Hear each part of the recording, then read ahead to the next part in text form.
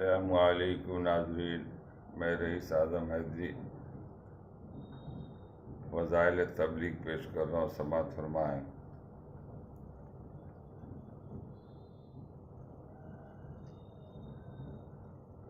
حضور صلی اللہ علیہ وسلم سے یہ بھی نقل کیا گیا کہ کلمہ توحید لا الہ الا اللہ محمد رسول اللہ کہنے والے کو ہمیشہ نفع دیتا ہے اور اس سے عذاب و بلا کو دفع کرتا ہے، جب تک اس کے حقوق سے بے پرواہی اور استحباب نہ کیا جائے۔ صحابہ رضی اللہ تعالیٰ نے عرض کیا کہ اس کے حقوق سے بے پرواہی اور استحقاق کے کیے جانے کا کیا مطلب ہے؟ آپ نے ارشاد فرمایا کہ اللہ کی نافرمانیاں کھلی طور پر کیجیے اور ان کو بند کرنے کی کوشش نہ کی جائے۔ اب آپ ہی ذرا انصاف سے فرمائے کہ اس زمانہ میں اللہ تعالیٰ کی نافرمانیوں کی کوئی انتہا، کوئی حد ہے، اور اس کے روکنے یا بند کرنے کی یا کم از کم تقلیل کرنے کی کوئی صحیح کوئی کوشش ہے؟ ہرگز نہیں۔ ایسے خطرناک ماحول میں مسلمانوں کا عالم میں موجود ہونا ہی اللہ تعالیٰ کا حقیقی انعام ہے، ورنہ ہم نے اپنی بربادی کے لیے کیا کچھ اسباب پیدا نہیں کر لیے۔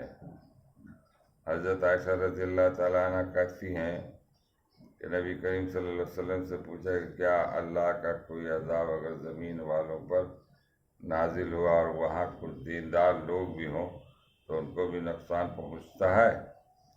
حضور صلی اللہ علیہ وسلم نے فرمایا کہ دنیا میں تو سب کو اثر پہنچتا ہے، مگر آخرت میں وہ لوگ گنہگاروں سے علیحدہ ہو جائیں گے۔ اس لیے وہ حضرت جو اپنی دینداری پر مطمئن ہو کر دنیا سے یکسو ہو بیٹھے، اس سے بے فکر نہ رہیں کہ خدا نخواستہ اگر منکرات کے اس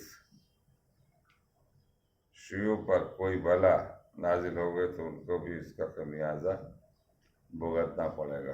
اللہ تعالی ہم لوگوں کو پڑھنے اور سننے سے زیادہ عمل کرنے کی توفیق عطا فرمائے۔ وما علینا الا البلاغ۔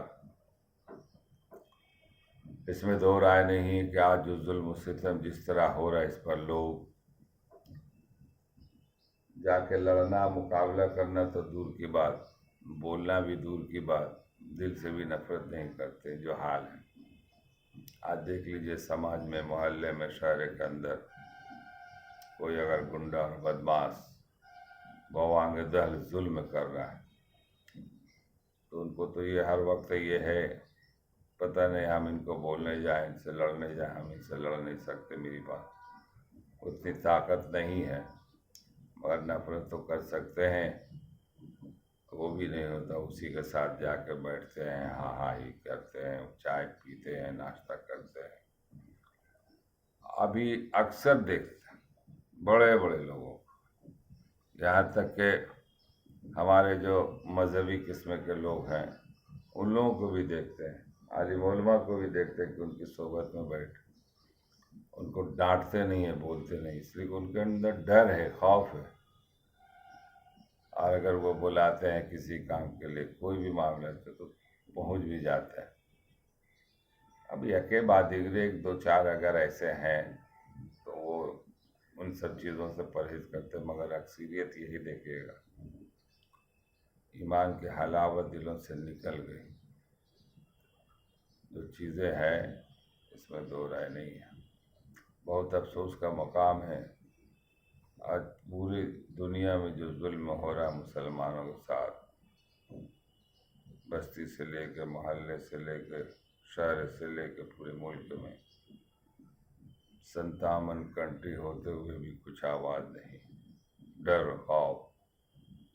کہا گیا کہ اللہ سے ڈرو، اللہ سے جو ڈرنے والا ہوگا وہ کسی سے نہیں ڈرے گا، اور جو اللہ سے نہیں ڈرنے والا ہوگا وہ کیڑے مکوڑوں سے بھی ڈرے گا۔ تو یہ حال ہے آج، وہی حال ہے، ایمان نہیں۔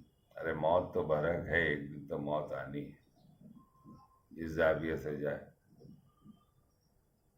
شہیدوں کے بارے میں تو یہ بھی آیا کہ اگر اس کے گردن پر تلوار چلتی اور گردن جدا تو پتہ بھی نہیں چلتا، بولتا ایسا ہے کہ ایسا محسوس ہوتا جیسے ایک چوٹی کاٹا یا کوئی خراش لگا ہو۔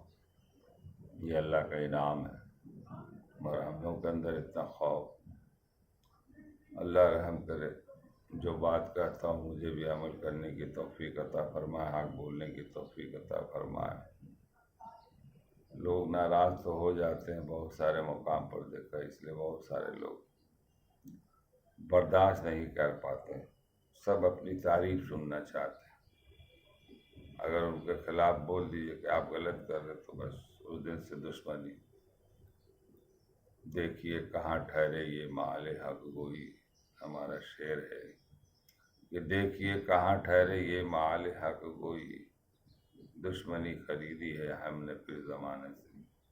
تو یہی حال ہے، حالانکہ سوچنا چاہیے ان کو، اچھی بات بتا رہے ہیں اس کو مان لینا چاہیے، لوٹ کے جانا ہے نا دنیا سے، مگر مانتے نہیں۔